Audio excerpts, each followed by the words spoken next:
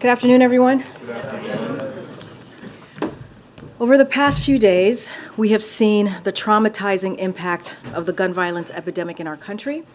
At Morgan State University in Baltimore, where a joyful homecoming week was interrupted by violence. In Holyoke, where several people were shot at, including a pregnant woman who tragically lost the child she was carrying hours later in the hospital. And in Philadelphia, where 3 police officers were shot while doing their jobs last night. Americans should be able to go to their schools, places of worship, jobs, and out in their community without the fear of gun violence. Last week, the Department of Justice announced that they are awarding more than $4.4 billion in grants to support state, local, and tribal community safety efforts that reach every corner of the country. This historic investment in community safety is a major stride toward preventing violence in our communities. Among some examples of where this critical funding will be going, number one, first, community violence prevention efforts, including in new investments in states, including North Carolina, Colorado, and Ohio, efforts to support victims of gun violence in all 50 states, investments in crime reduction strategies and support for law enforcement, crucial resources to keep our kids safe in and out of school, and much more. This is just the latest action from the Biden-Harris administration to keep communities safe. And it builds on the historic action President Biden has taken to reduce gun violence and gun crime, including signing into law Bipartisan Safer Communities Act, announcing dozens of executive actions, and last month launching the first ever White House Office of Gun Violence Prevention. Now tomorrow, our administration will kick off the third Investing in America tour with the President, the Vice President, the First Lady, cabinet members, and senior administration officials making dozens of trips across the country to highlight how Bidenomics is growing the economy from the bottom up and middle out in communities across the country. To mark National Manufacturing Day tomorrow, the First Lady will travel to Fishkill, New York to attend the launch of a new mechatronics training lab funded by the American Rescue Plan. And the White House will launch our advanced manufacturing sprint to build a diverse, skilled pipeline of workers, including for union jobs in advanced manufacturing. This tour comes as extreme Republicans in Congress continue to try to block the president's Investing in America agenda and repeal critical pieces of legislation that are bringing investments and opportunity to their own districts. We'll be sharing out some more additional information this afternoon, so please stay tuned. Sungmin? First topic, does the president support the ongoing strike by Kaiser healthcare workers? As we've always said, the president is always in support of union members, striking, number one, but also doing collective bargaining. We know that works. We've seen that work, whether it is the UPS strike or the West Coast ports, and we know when the two sides or all sides come together and in a good faith approach, they can get to a place where union workers are getting their fair pay and fair benefits. So certainly the president supports that. So, but is the strike for the president worth it when there's already reports of babies not being able to get checkup appointments or non-emergency care being delayed? Look, the president believes that all workers, including healthcare workers and those who make their work possible, deserve a fair pay and benefits. That's what he believes. And look, it's not new or unusual for care workers from any sector to exercise their rights under the collective bargaining. Again, when the two sides come together in good faith, we believe that it works out. There is a resolution.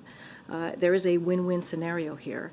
And even the Treasury Department, and I spoke to this earlier this week, put out a report when we see that type of collective bargaining, that it not only helps union workers, but it also helps the economy and it helps non-union workers. Look, we hope that they get to a place where they can all agree, so we can move forward, so that mothers can indeed make sure to take care of their kids. Right, that is indeed important. But we've always been clear that he believes believes workers have the right to ask for fair pay and fair benefits. A couple on Ukraine. Does the White House have a reaction to the attack in eastern Ukraine today, where about 50 people were killed? Ukrainian officials say it was a Russian rocket that caused the accident, or caused the incident, and it's the deadliest attack in months. So look, sadly, we are continuing to see Russia launch strikes like the one today in eastern Ukraine, which hit a grocery store. Reportedly, as far as we know at this moment, killed at least 49 people. So we have to stop and think about this. Let's stop and think about what we're seeing. 49 innocent people who were killed by a Russian airstrike while they were shopping for food at a supermarket. That's what they were doing. And so can you imagine just walking to the grocery store with your kids, trying to figure out what is it that you're going to make for dinner, and you see an explosion happen where bodies are everywhere. And it's horrifying. It is incredibly horrifying for the people of Ukraine, for the folks who are like yourselves, your colleagues who are reporting this on the ground. And it is for these families and these kids. So this is what is happening in Ukraine every day. This is why we're doing everything that we can to help Ukraine, to help the brave people of Ukraine to fight for their freedom, fight for their democracy. And so this is, again, what the president keeps talking about over and over again. We have to continue to support the people of Ukraine, because this is the horrifying nature that they live in every day. And one more on Ukraine, if I may, because I know we've talked a lot about the deal, in quotes, with the White House and the Speaker. When the Speaker was asked about this on Tuesday night at his post-speakership press conference, he said there was a concern in there, does it have transferability on money? I believed and my staff believe it did. What I did say to the White House, if it does not, if you think in some way it doesn't do it the way it should, I will fix that. I did say that. I did say I'd do it. Is that the agreement that the White House had with the Speaker, fixing some money transferability issues as it relates to Ukraine aid? So here's what I can say, and just to what the president alluded to, we have another package of aid of Ukraine for Ukraine soon as part of our normal cadence, which includes weapons and equipment for the fight that they're in. And so we're going to continue to do that. We're going to continue to make sure that we meet the battlefield needs that Ukraine has, using existing authorities, using those resources provided by Congress, as we have said from the podium this week, and certainly that's what the president was alluding to. I'm not going to go beyond what the president said. We ultimately, though, we believe that Congress needs to act, right? Even as we talk about these authorities, these are the resource authorities, funding authorities that we have, these PDAs, and you've heard from my colleague at NSC that we can go a bit longer, but it's not the long-term solution. So the big piece of this right now is that we need Congress to keep their promise, the promise that they made to Ukrainians about continuing that bipartisan support. We see it in both chambers that there is a majority of support there, and so that's what, when we talk about the long term, how we move forward, that's what we want to continue to see. The president just told me that a border wall does not work. If that's the case, why does his own Department of Homeland Security Secretary say in a public notice, quote, there is presently an acute and immediate need to construct physical barriers? Here's what I can say. I can speak to what the president was very clear in saying, and also what you all have been reporting about this construction. So the facts are this is not new. These funds were appropriated in fiscal year 2019 under Republican leadership, and DHS is required by law to use the funds for appropriated purpose. That's what we're seeing. This was announced back in June by the DHS.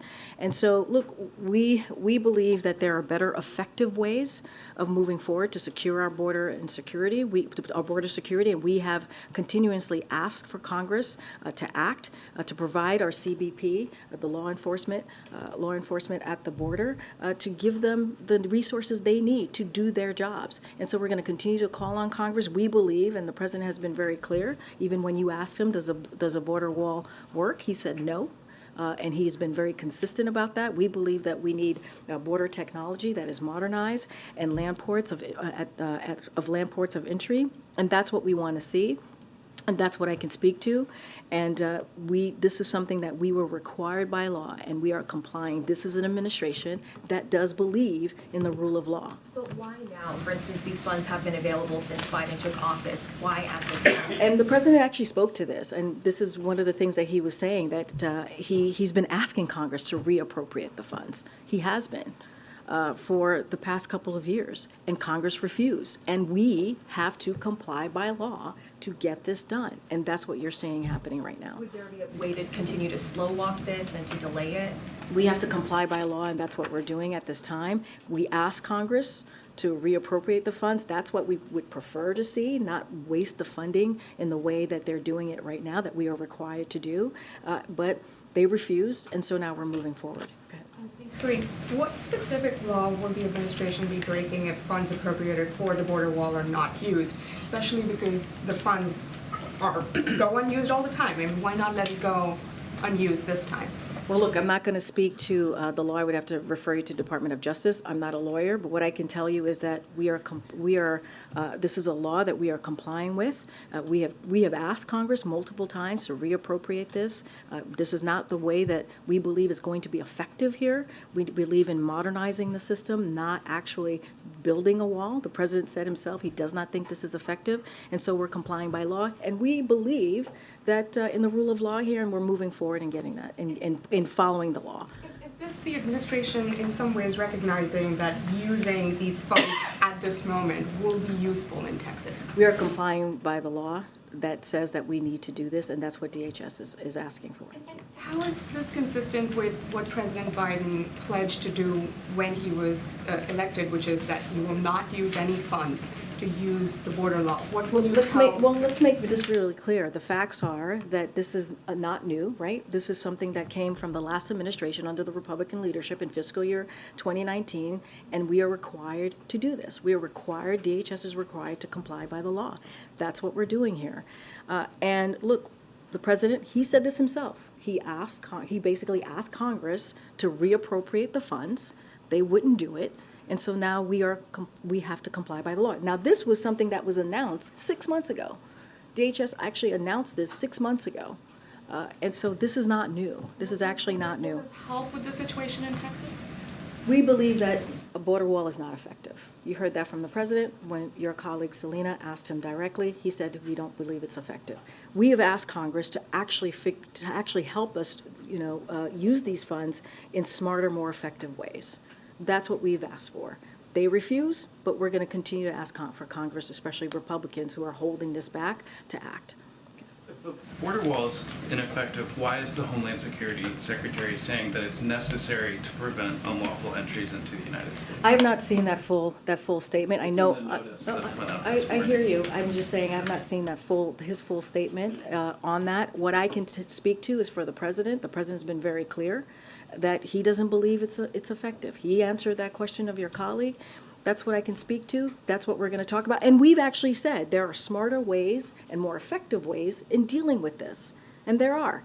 And so the president said himself, he asked Congress to reappropriate this funds for something that is more effective, for ways to do this in a smarter way as it relates to border security measures.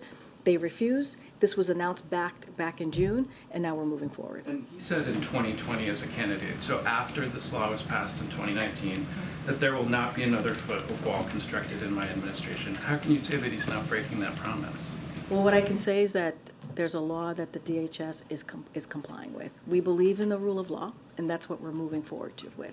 This was decided, as you just said, in 2019. I believe there was a different president in 2019, right? That was a Republican president who actually pushed this forward. The Republican leadership pushed this forward.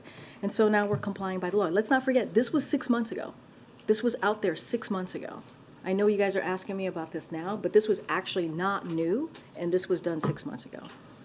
Okay. Yeah, but to piggyback on that, Karine, I mean, there were a series of waivers put forth last night that expedite this process. And can you help us understand, essentially, is there a deadline in the law, or why is it that this has to be used up right now? Because you all have been not thus far using these funds. So to piggyback on Nandita's question, why not continue to slow walk this if philosophically you Because do we've not asked, believe in it? because the answer there is we've asked Congress over and over again. The president said this, to reappropriate the funds. They said no. We have to comply by the law. That's what DHS is doing.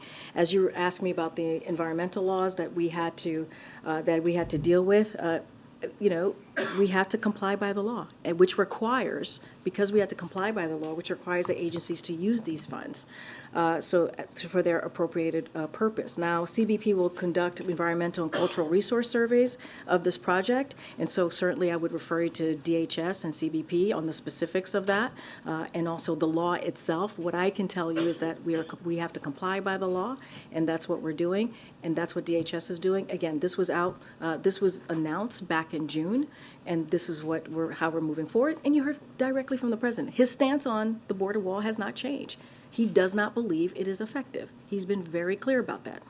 Again, your colleague asked him directly, and his answer was no. Go ahead, JJ. Has the government already contracted for this project? I don't have any news about contracts for this project or how it's moving forward. I would have to refer you to DHS on that. Ukraine speech, are you expecting it to be next week, early next week? So I don't have anything new to share on the Ukraine speech specifically. But look, the president was very clear. He wants to give a major speech on this. And so when we have more information, certainly we will share it. Look, and you've heard me say this multiple times. You heard the president say this. There's strong bipartisan support from both chambers for protecting our national security by backing Ukraine as they continue to fight for their democracy, for their sovereignty, and resist the brutal invasion of Russian aggression, obviously, which has committed war crimes and atrocities and killed countless civilians and kidnapped thousands of children. We saw what's happening today in Ukraine at the grocery store, where we know at least 49 people have died, and that's horrific. That is how they're living their life. And also, I want to bring in the experts into this too. Across the spectrum have stressed, if we abandon the people of Ukraine and Russia is successful, it would send a terrible message and embolden dictators and would be aggressors around the world who may want to invade other countries. So which could draw the United States and create much more of a problem and an issue around the world. So that's why we have to continue, we believe, being behind the people of Ukraine. When we have more to share on his speech, we certainly will do that. But yes, the president is going to make a major speech on Ukraine, and when we have those information, we'll certainly share that. Okay, Peter. Karine, I just want to follow up very quickly. You said that it's not new, but to be clear that this was posted on the Federal Register overnight on October 4th. So just to be clear about this, the president earlier today said that he was asked, does the border wall work? He said no. But in this statement that was posted within the last 24 hours, the Department of Homeland Security Secretary says there is presently an acute and immediate need to construct physical barriers and roads in the vicinity of the border of the United States in order to prevent unlawful entries into the United States. So who's right? The statement from the DHS Secretary overnight or the President's comments today saying they don't work? So a couple of things. Yes, it showed up on the register today, but the announcement, this is not new. This is from 6 months ago. Well, it is new because the waiving of the laws actually didn't happen. But this is something that was out back, that the DHS was put out back in 6 months ago. So and now they announced. Did they waive the laws 6 months ago? Well, what I'm saying is DHS announced this back in June that the agency would do so. They actually said that they would do that back in DHS. So they moved forward with it today, but the initial announcement was 6 months ago by waiving the laws. So that's what's new today. Understood. So yes. the statement when Just he want to says make sure we're presently clear on was that. filed. So when he said there is presently, are you saying when he says there is presently, he was referring to 6 months ago or referring to the date of which it was filed? What I can 10/4? tell you is DHS announced this back in June, that they were going to move forward with this. That's what I can share with you. That's what I know is to be true and is to be fact.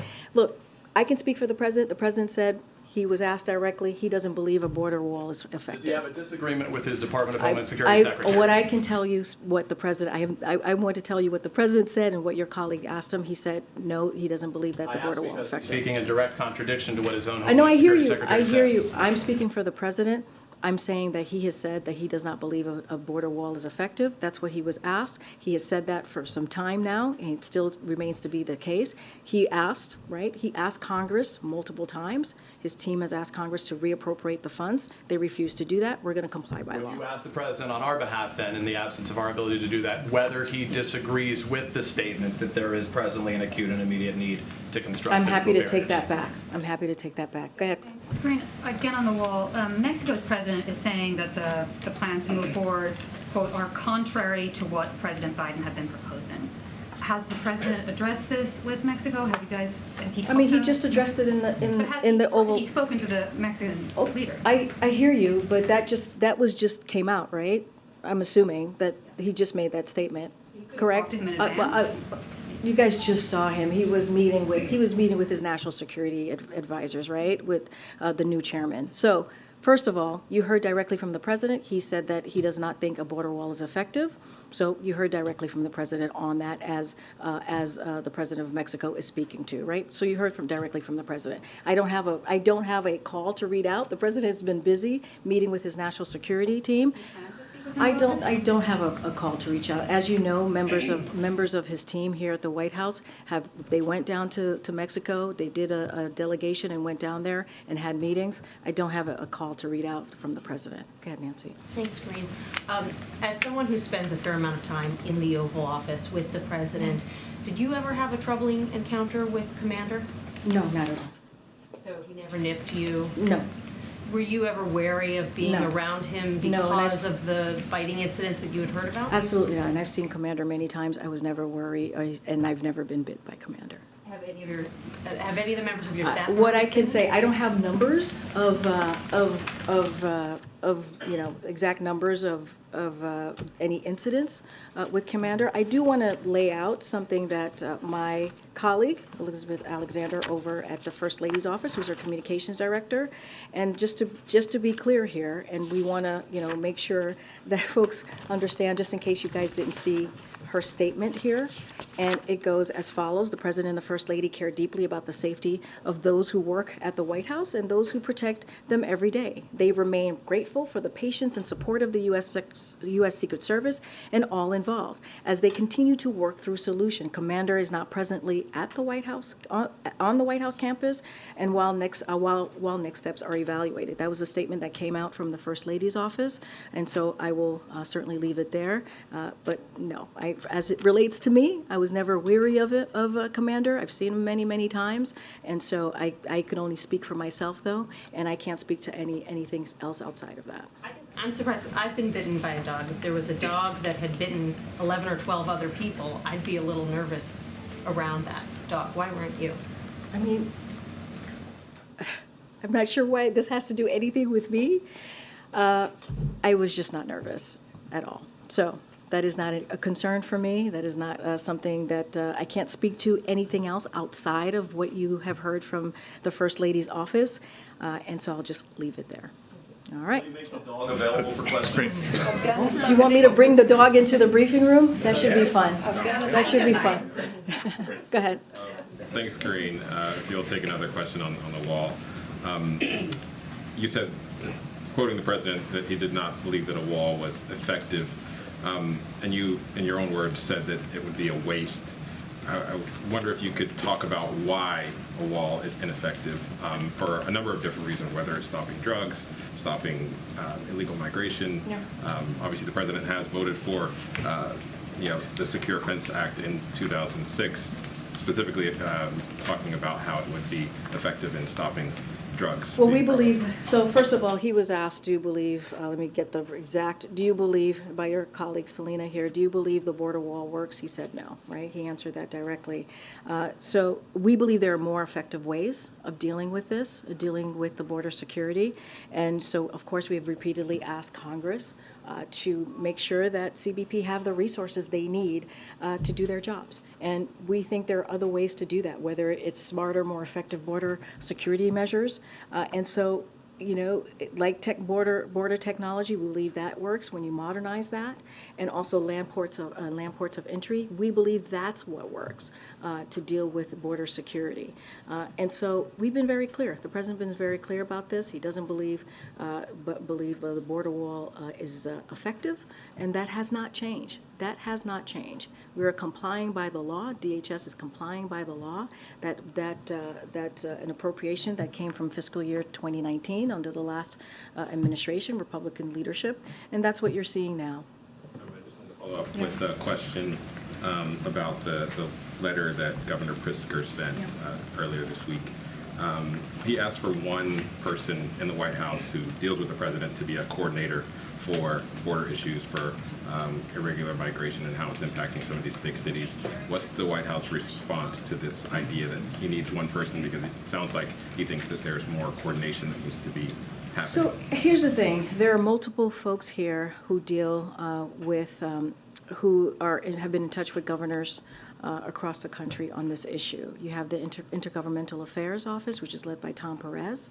And so that is someone who has kind of led these conversations with these governors and talks to them pretty regularly about the issues that they're having, an array of issues, not just this. And there are multiple other people that have been in touch with governors across the country. Look, let's not forget, we provided $1 billion to those counties, states, cities who are dealing with this issue, right? And so we've been very engaged, whether it's the governor in Illinois or the governor in New York, on how to move forward to really deal with the issues that they're dealing with on the ground in an effective way. And so that's what we're going to continue to do. It is an issue that's incredibly important to this president, and that's how we're going to continue to move forward, have those engagements, have those conversations, and figure out what ways the federal government can help them on the ground. Go ahead. Yeah. Thanks, Karine. Two questions. One is about Commander.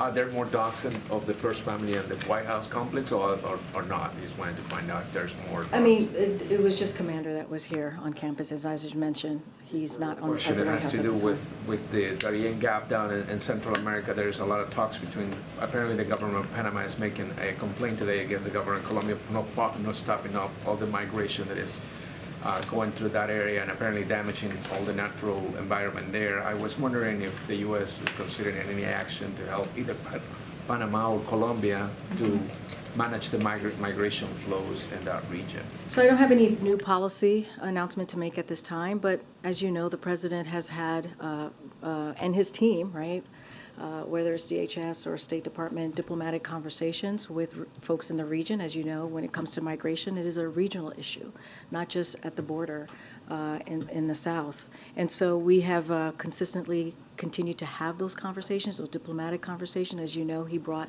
more than 20 countries to the U.S. out west in the West Coast, as you all know, to have those conversations on how we can work together. There was a declaration that was put forward on ways that we can move forward in dealing with this migration issue that we see in the region. I don't have anything new to read out, new policies to read out today. Good. Thanks, Karine. Just a couple on the border. First, on the timing, I understand that you've said this is in the works, that it's been out for 6 months, but specifically on this notice coming out last night, is it at all related to the funding request for Ukraine that the administration has been pushing for, given what some House Republicans are saying, that they want border money right now, that they want more focus on border security? Is this some sort of, we will put this out now so we can make more of an effort to get the Ukraine funding? Look, I wouldn't connect the two.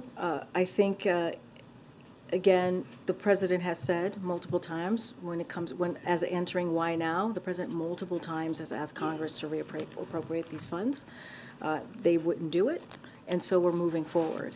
This is nothing new. This was announced by DHS about 6 months ago, back in June, and that continues to stay the case. Look, as it relates to the border and what Republicans are asking for, we believe one action should not be dependent on another action. It should not be. We've been very clear. In August, the president told Congress we needed up to 4,000 more troops to support border operations, resources, equipment, and overtime to support the operations of 24,000 more Customs and Border Protection, 39,000 more detention beds, new technology to prevent cartels from moving fentanyl. And Republicans failed. They failed to act. And in fact, as I mentioned earlier this week, there were 2 weeks ago, they put forth a CR that proposed cutting the DHS to 8%, which would remove law enforcement at the border, which would make our border less secure. And so, those two things, Ukraine funding, and that should not be linked. We have seen bipartisan support in both chambers for Ukraine funding, and that's what we believe we should be moving forward and continuing that funding for Ukraine. And we've been asking the GOP, House Republicans in particular, hey, to take action, right? To take action in helping us become partners with us in dealing what is happening currently at the border. You've said many times that the president many times has asked Congress to cancel or shift these funds toward more effective uses of the border. How has he specifically done that? Has that been through formal budget or funding requests? When did that happen? So I don't have the exact timeline of when those happened. Can we get that? I certainly can ask our Office of Leg Affairs. Certainly, his team works on that, and so I'll ask the Office of Leg Affairs. And this appropriated funding from 2019, does that have an expiration date?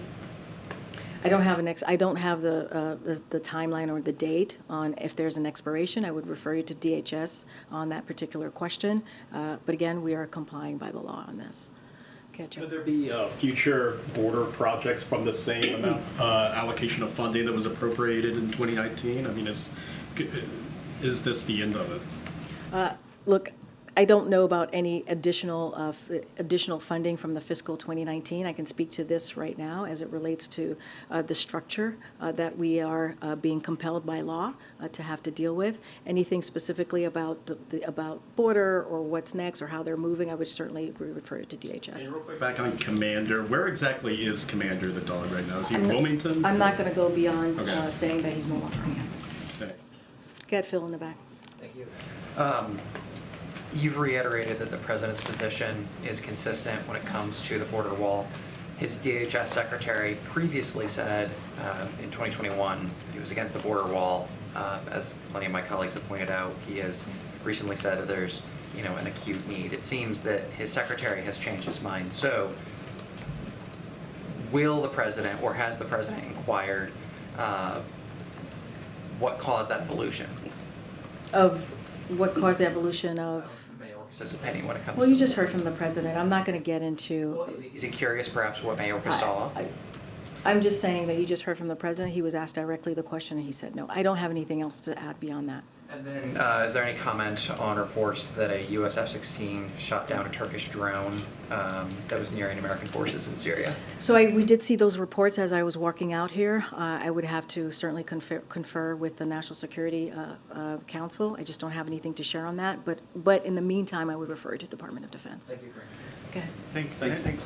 Go ahead. Me? Yes. Thanks, Karine. Two questions on two different subjects. One, is the issue with the border wall funding the same issue that caused former President Trump to get impeached the first time when he wouldn't spend money that Congress told him to spend for Ukraine? Is it the same? If you were not to spend the money, would you be facing the same sort of threat that the former president did? You would have to do your research and look into that. And then the second question, unrelated topic. Three-judge panel down in Alabama has put out a new congressional map for Alabama that appears to create a new voting rights opportunity district. Is the White House aware of that, and do they have any comment on that? So the president believes the right to vote and have that vote counted is sacred and fundamental. It is the right from which all of our other rights spring. A few months ago, the Supreme Court's ruling confirmed the basic principle that voting practices should not discriminate on account of race. We're glad to see that process result in a federal court selecting a map that allows all the people of Alabama to have their voices heard. Go ahead, Christina. Karine, I understand you're saying that DHS is complying with the law, but to do so, the president is not keeping his promises or his commitments to the immigrant community, to environmentalists, because he's waiving environmental laws to build this wall. Is there any concern that he's not keeping his promises?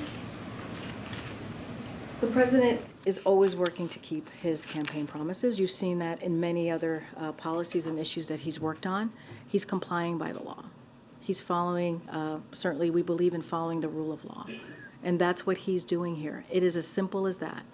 Is he concerned about this border issue? Because it does look like he's backtracking on a promise. He's been very clear. He even took the step to ask Congress to reappropriate the funds. That's how much he did not want these appropriated funding to be used, right? And so they wouldn't do it. He took that step. They wouldn't do it. Now DHS is complying by the law. We're following the law here. It's as simple as that. We are following the law. Go ahead. On the, you mentioned the Pfizer healthcare strike, and the UAW strike is still going on. At what point does that become a problem for the president in terms of whether it's starting to have a negative effect on the economy overall, and will he speak out about that? I mean, the president went to Michigan very recently, just last week, a week ago, actually, to show his support and to stand in solidarity with union workers. And that is, he did that because he believes that unions have the collective bargaining rights to ask for fair pay and fair benefits. They should be able, you hear the president talk about this often, the dignity of work, having that dignity to be able to provide for their family. And he believes, as it relates to UAW, record profits should lead to a record contract. That is something that the president has been very consistent on. And so, and same for the Kaiser union workers. They have the right to strike, and they have the right to do collective bargaining, which we have seen in multiple instances in the past several months, that when both sides come together in a good faith effort, that there's a win-win situation. And so the president is always going to be proud of being the most pro-union president ever. He has said that. That's a label that has been given to him by unions, and that's because he's done everything he can to make sure that union workers are certainly respected and have that dignity, and he's going to continue to speak up for them. That is something he will never back away from. But at what point does that become a problem if it creates a drag on the economy? I'm just not going to get into hypotheticals here. What I can tell you is that the president is the most pro-union president for a reason, because he believes that union workers have the right to ask for fair pay and fair benefits. And it is something that they have the fundamentally right to fight for and to ask for. And so, again, he stood very proudly in taking a historic action, going to an active picket line to really speak on behalf of union workers. Thank you, Karine. There is a Senate delegation going to China next week. I wonder if the White House is going to give them any advice or guidance, and if the president will talk to them before or after their trip. So we've been in touch with Senator Schumer's, Leader Schumer's office about the upcoming Senate delegation, as you just mentioned, that trip, and we support certainly their engagement in the region. So we would have to refer you specifically to Leader Schumer. We certainly support their trip to the region. Okay. Thanks a lot. You're up here. This You're is my throwing old me seat. off. This is the LA Times seat, my old seat. Okay. All right. You're Mr. LA Times? I do. Okay. I do. My hometown paper. Okay, don't tell time. So on President Biden's first day in office, January 20th, he posted a proclamation in the Federal Register where he halted all funding that was being redirected to build a border wall. And he also ended the national emergency on the southern border. Also, in the first paragraph of that proclamation, he asked for a careful review of all resources that have been appropriated to the southern border wall. What was the result of that careful review? Don't have an update on the review, but happy to actually talk to the team, and we can work with you on getting the result of that review. It's been 2.5 years. Was part of it I totally the decision understand. in June to restart construction on that No, section? of the I border? totally understand. You're asking me for a review. I'm not going to make something up from here, so I have to figure out from the team what came out of that review. So don't have an answer on that review that you're asking about from the first day of the president's administration. But I will also add that first day the president put forth a comprehensive immigration reform, right, to perform the system, to fix a broken system that has been broken for decades. Every president has had to deal with the immigration system, a broken immigration system. I don't want to say every president, but the last few for sure in the last 20 years. And so the president took that very seriously. He put forth a piece of legislation. It was his first piece of legislation, right? That's how seriously he took it. And then when Congress wouldn't act, he took action. He took action to make sure that we had CBP more additional CBP, 24,000 CBP folks on the ground by the border. That's something that he did, make sure there was record funding. And he recently, back in August, as I just listed out moments ago, asked for more from Congress, and Republicans refused to act. Look, that is how seriously this president has taken it. Of course, there's always more work to be done. Since May, we have returned sent away or sent back more than 300,000 migrants who came here undocumented. And so that shows that our commitment to the border, and that shows a commitment in making sure that we try to work in a system that is broken. Any other comments today? That's great. Go ahead, in the back. Go ahead. Thanks, Karine.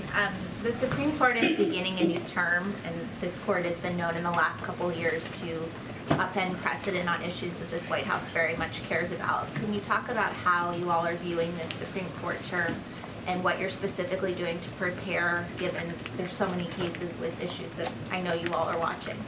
So we're always going to watch what the Supreme Court does. We don't ever know until they actually make their decisions. But certainly we're going to keep a close eye on what they're going to take up and how that's going to affect the American people. But I just don't have any specifics on what we're specifically taking a look at. But of course, we're always curious and always going to be certainly focused on what the Supreme Court take up.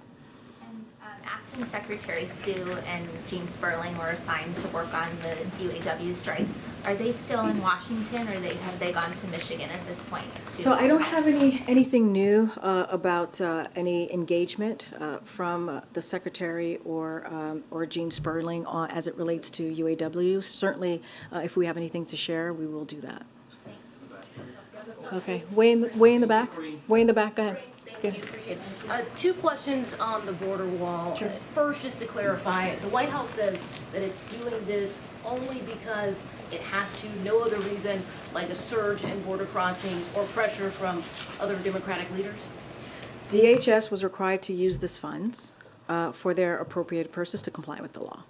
That's what they were required to do, and we're going to continue to call on Congress to take action, to work with us on dealing with border security, to make sure that we find smart ways and more effective ways to deal with the border, and that's what we're doing. And that's what we're going to continue to work on. We've done that as recently as this past August. We've asked for $4 billion in supplemental funding to deal with the border, and we need Congress here. We need Congress to work with us on dealing with the issue that's happening at the border. Why is the administration waiving laws to expedite construction if the border wall is ineffective? I answered that question a couple times already. I'll answer it one more time for you. This is something that the DHS had to take a step forward in complying with the law. That's it. Thank you, Karine. Thank you, Karine. As a candidate, President Biden didn't say there will not be another foot of wall constructed that except what was appropriated in 2019. He said there will not be another foot of wall constructed in my administration. So something changed. What? You want us to break the law? Is that what you want? You want us to not comply with the law? I'm not. But you want us to not comply with the law. You want us to not be in administrations that follow the rule of law. You guys do this all the time. The student loans, the student loan forgiveness program, you went to court to fight for that. If this is such a problem, building 20 miles of wall, why not just go to court? We went to Congress. The Congress appropriates the funding. Why not Congress, fight them more? Congress appropriates the funding. We asked them to not use that funding for that particular purpose. They denied it, and now we're complying with the law. If you have to build a border wall, but you don't think that it's going to work, then once it's done, are you just going to tear it down? I'm not getting into hypotheticals from here. I'm just telling you what I can tell you from here. The facts are that DHS is complying with the law. This is from this was under fiscal year 2019 under Republican leadership, and DHS is required to do this. The president asked multiple times of Congress to reappropriate. They did not, and we're not complying by the law. Thanks, everybody. It's anti-democratic to blackball major newspapers. My question about Afghanistan, I think